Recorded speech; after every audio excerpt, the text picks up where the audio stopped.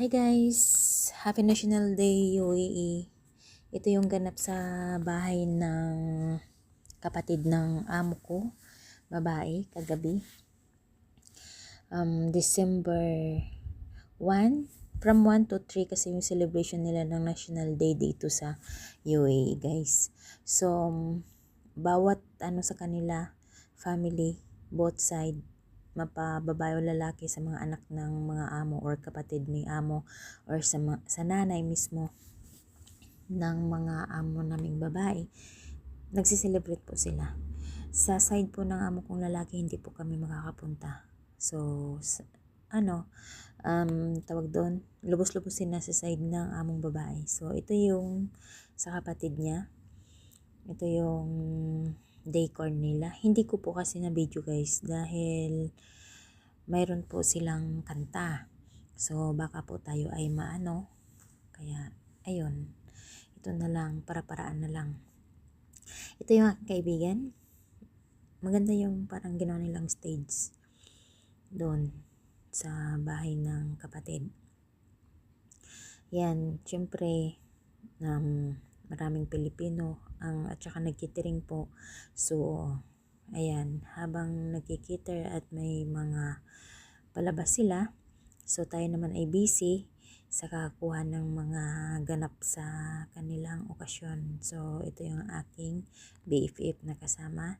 Yan yung katulong dyan sa sa kapatid ni nanay sa kanilang okasyon. So, ito yung catering ng mga food. Maraming mga pagkain guys, masasarap, Arabic food, all. Parang uulan, tingnan nyo yung langit oh. So, nagbida-bida kami dyan, syempre, 'di ba? Bihirang okasyon lang yan at saka once a year lang to nangyayari. So, nilubos-lubos na yung bida-bidan dyan sa party na yan.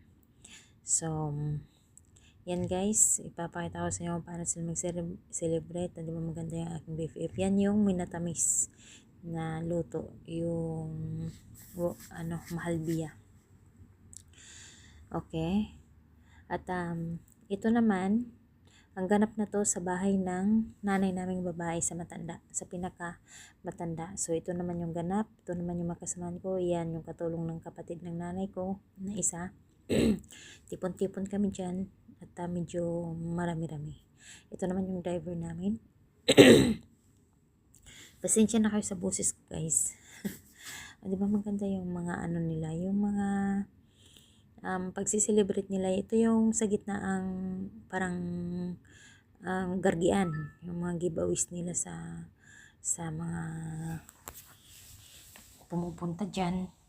Kaya tingnan nyo kung paano sila mag-celebrate ng National Day in Arab countries. So, nakapula naman ang namin dito kasi yung niya is yung motto nila is pula-puti at saka itim. Yung binyo ng color naman dito sa bahay ng amo naming babae. So, ayan, itong nakatabi ko na matanda, yan yung katulong dyan mismo sa bahay. Tagaluto po siya. Sa bahay mismo ni Lola.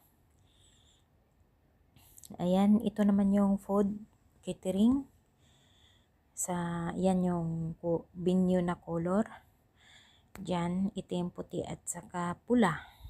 Pula kasi yung nila, yung watawat. So, ito naman yung magagandang kulay nila na ginawa dyan. Ayan guys, kahit simple lang, kahit sa bahay lang guys, napaka amazing na place, di ba? Dahil nagagawa sa simpleng bagay, nagagawa sa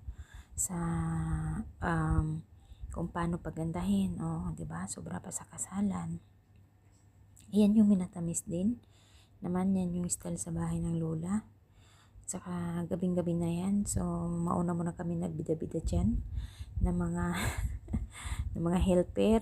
Kaya, ayan, nakuha namin yung eksaktong binyo, walang mga bata na nagsasarante, hindi katulad doon sa bahay ni kapatid ni amo na maraming bata, kaya mahirap kumuha ng video dahil maraming bata talaga sa mga side ng asawa niya na nag-attend.